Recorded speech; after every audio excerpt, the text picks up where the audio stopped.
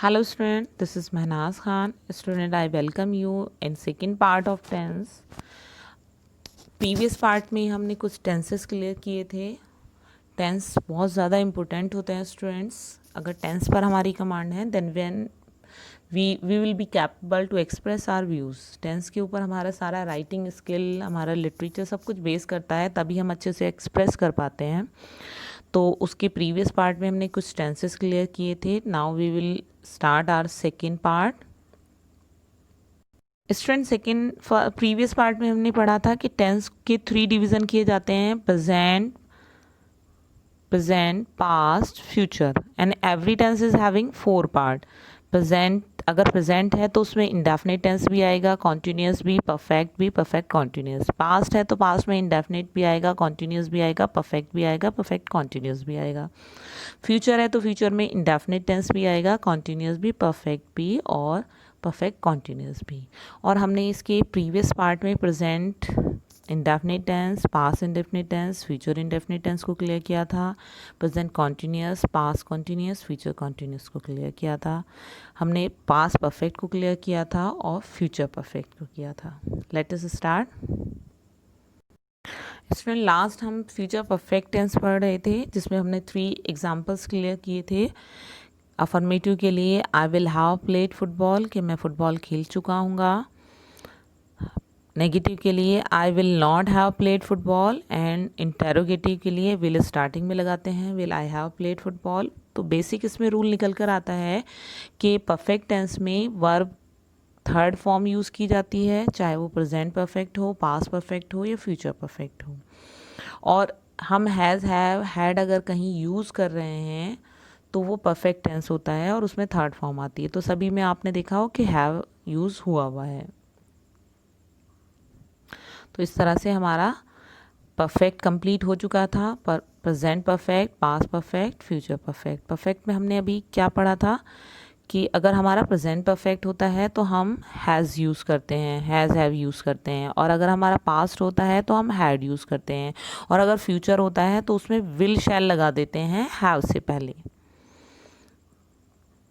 Next is present perfect continuous tense. जैसे कि इसमें 2 टेंस की सेंस आ रही है कि परफेक्ट भी है और कॉन्टिन्यूस भी है. तो वही इसकी सेंस होती है कि कोई काम पूरा हो भी चुका है और उसका कुछ रिमेनिंग पार्ट कंटिन्यू भी है. सी द एग्जाम्पल, मैं सुबह से फुटबॉल खेल रहा हूँ. मीन्स ऐसा नहीं कि उसने फुटबॉल नहीं खेला, कुछ तो खेला है, कुछ घंटे. वो काम तो हो चुका है बट अभी वो काम सारा पूरा नहीं हुआ है, वो कंटिन्यू भी है.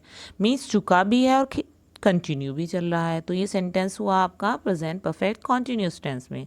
तो इसकी इंग्लिश होगी I have been playing football since morning.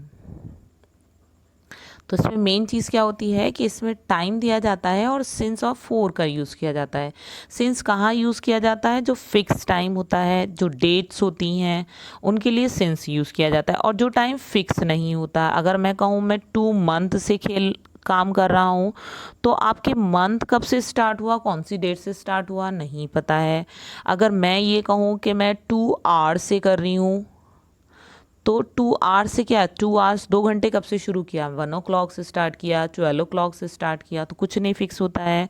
कुछ मिनट से कर रहे हो, मतलब जहाँ पे फिक्स टाइम नहीं शुरू हो रहा है कि इस पर्टिकुलर टाइम से किया जा रहा है, तो वहाँ पर हम फोर का यूज़ करते हैं. और जहाँ कोई फिक्स टाइम होता है कि उस डेट से शुरू किया है, सपोज़ 20 डेट से हमने ये काम शुरू किया है, या हमने सन 1940 से शुरू किया है या 2020 से शुरू किया है, तो वो फिक्स डेट हो गई. जहाँ बिल्कुल टाइम फिक्स है वहाँ पर सिंस यूज़ करेंगे, जहाँ फिक्स नहीं है वहाँ फोर यूज़ करेंगे. उसके साथ हम हेल्पिंग वर्ब भी यूज़ करते हैं क्योंकि परफेक्ट टेंस है तो परफेक्ट में हैज़ हैव लगता है, और कॉन्टीन्यूस टेंस है तो वर्ब आईएनजी लगती है. लेकिन इन दोनों को बैंड करने के लिए बीन का यूज़ करेंगे. ये एक कंजक्शन की तरह यूज़ होता है. अगर हमारा सेंटेंस नेगेटिव होगा तो हैज़ या हैव के बाद नॉट लगाएंगे. जैसे कि मैं आपको कई बार बता चुकी हूँ, अगर किसी सेंटेंस में 2 या 2 से ज़्यादा हेल्पिंग वर्ब होती हैं तो फर्स्ट हेल्पिंग वर्ब के जस्ट आफ्टर हम नॉट यूज़ करते हैं नेगेटिव सेंटेंस बनाने के लिए. और अगर हम इंटेरोगेटिव बना रहे हैं तो हम क्या करेंगे, हैज़ हैव को सब्जेक्ट से पहले रख देंगे। कोई भी हेल्पिंग वर्ब होगी उस टेंस की, उस हेल्पिंग वर्ब को सेंटेंस के बिगनिंग में रख देंगे तो वो आपका इंटेरोगेटिव बन जाएगा। और अगर उसमें क्वेश्चन वर्ड यूज़ होना है तो उस हेल्पिंग वर्ब से पहले वो क्वेश्चन वर्ड यूज़ हो जाता है। सी द एग्जाम्पल, आप पिछले 5 सालों से हिंदी बोल रहे हैं।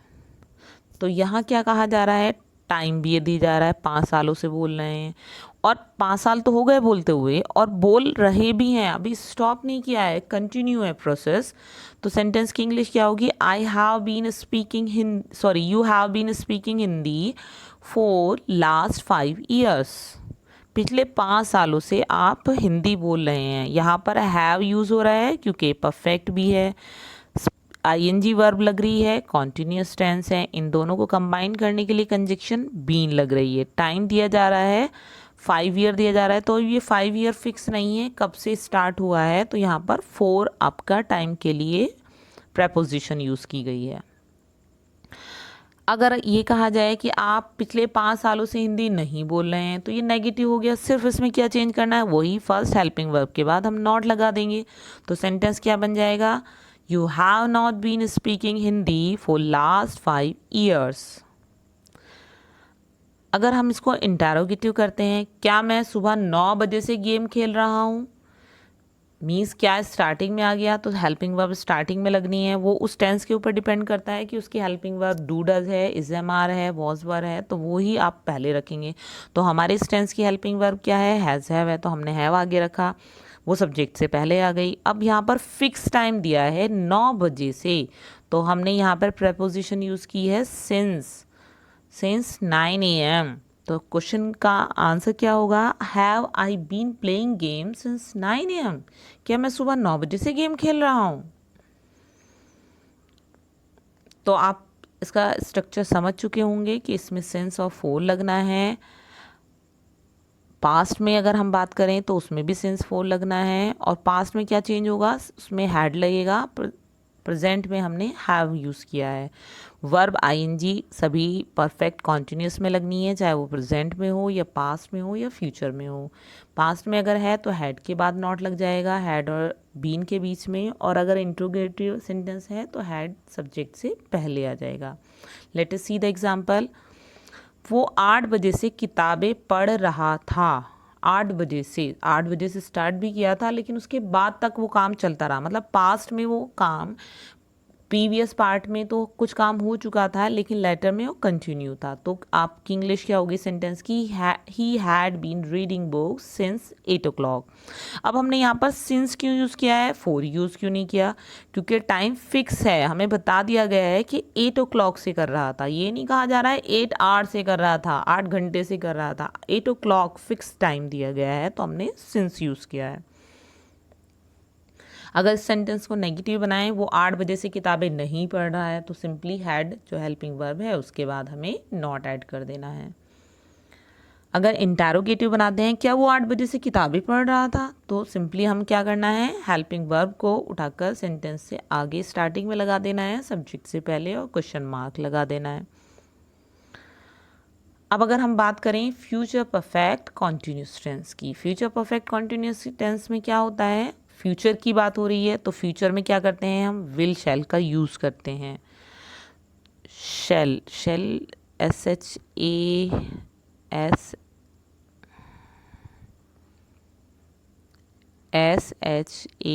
शैल। अब फ्यूचर परफेक्ट की बात कर रहे हैं तो विल शैल का यूज़ होगा। विल कहाँ यूज़ होता है और शैल कहाँ यूज़ होता है, शैल यूज़ होगा आई और वी के साथ, और विल सबके साथ यूज़ होता है। और आई वी के साथ हम विल भी यूज़ कर सकते हैं अगर हम डिटरमाइन है उस काम को करने के लिए। तो इसके हमारे रूल क्या हो जाते हैं कि will have been, shall have been लगाएंगे। शैल की स्पेलिंग बेटा सही कर लेना, ए आएगा सब जगह इसमें, तो ये शैल लगेगा, will have been, shall have been, और वर्ब की फर्स्ट फॉर्म में आईएनजी रहेगा। विल शैल क्यों लगाया, क्योंकि ये फ्यूचर की बात हो रही है। हैव क्यों लगाया, परफेक्ट टेंस की बात हो रही है। वर्ब आईएनजी क्यों लगाई, क्योंकि कॉन्टिन्यूस भी है। ठीक है, अगर हम नेगेटिव करेंगे तो जैसे जो हमारी फर्स्ट हेल्पिंग वर्ब क्या होगी, विल शैल होगी, तो उसके बाद हम नॉट लगा लेंगे। अगर हम इंटेरोगेटिव क्या करेंगे, जो हमारी विल शैल हेल्पिंग वर्ब है उसको उठाकर हम स्टार्टिंग में रख देंगे। सी द एग्जाम्पल, वो 8 बजे से किताबें पढ़ रहा होगा। फ्यूचर की बात की जा रही है, पढ़ रहा होगा, अभी वो ये काम नहीं कर रहा है लेकिन एक्सपेक्टेशन की जा रही है कि वो कर रहा होगा। तो यहाँ पर वो भी यूज़ हो रहा है और होंगे यूज़ हो रहा है। अगर होगा यूज़ होता तो मीन्स सिंगुलर सब्जेक्ट है, होंगे तो मीन्स एक से ज़्यादा है। तो यहाँ पर हमने क्या सब्जेक्ट यूज़ किया, they will have been reading book since 8 o'clock। अब यहाँ 8 बजे फिक्स टाइम की बात हो रही है, तो वही हमने प्रपोजिशन क्या यूज़ की है, सिंस यूज़ की है हमने कंजक्शन। अगर वो कहा जा रहा होता कि 8 आवर से कर रहे होंगे, 2 आवर से करेंगे, 2 डेज से या 2 मंथ से कर रहे होंगे, तो वो चीज़ क्या हो जाती है, वो फिक्स टाइम से नहीं होती है, तो उसका टाइम फिक्स नहीं है कि बिल्कुल एग्जैक्ट टाइम क्या है, तो हम तब 4 यूज़ करते हैं। सी द नेगेटिव, वो 8 बजे से किताबें नहीं पढ़ रहे होंगे, नेगेटिव है, तो हमें सिंपली क्या करना है, नॉट यूज़ कर देना है फर्स्ट हेल्पिंग वर्ब के बाद। इंटेरोगेटिव, क्या वो 2 साल से कॉलेज जा रही होगी, रही होगी आ रहा है मीन्स फ्यूचर की बात कही जा रही है। वो से सेंस होगी कि एक सिंगुलर सब्जेक्ट के लिए यूज़ किया जा रहा है।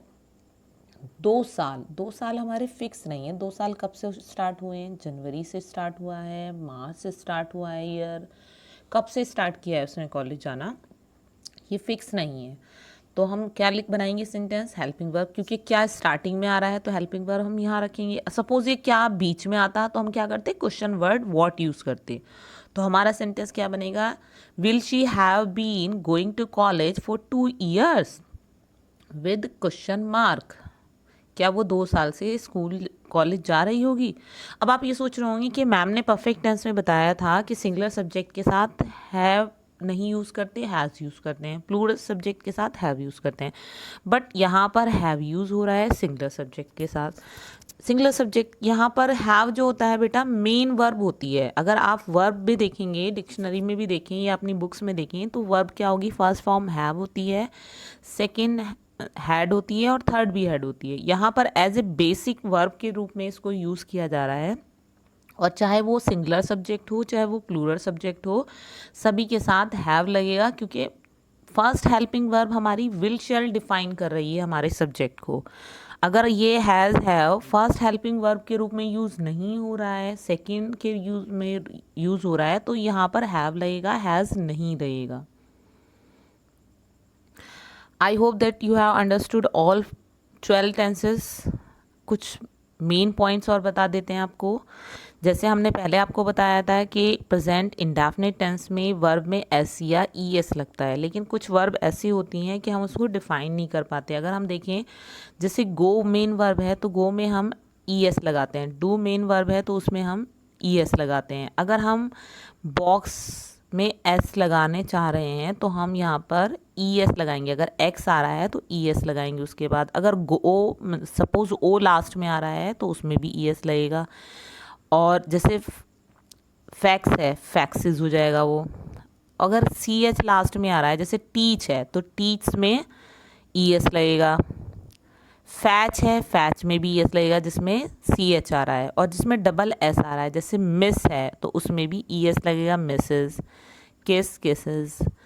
एस एच आ रहा है, जैसे फिनिश, फिनिश में भी ई एस लगेगा। वॉश आ रहा है, वॉश में भी ई एस लगेगा।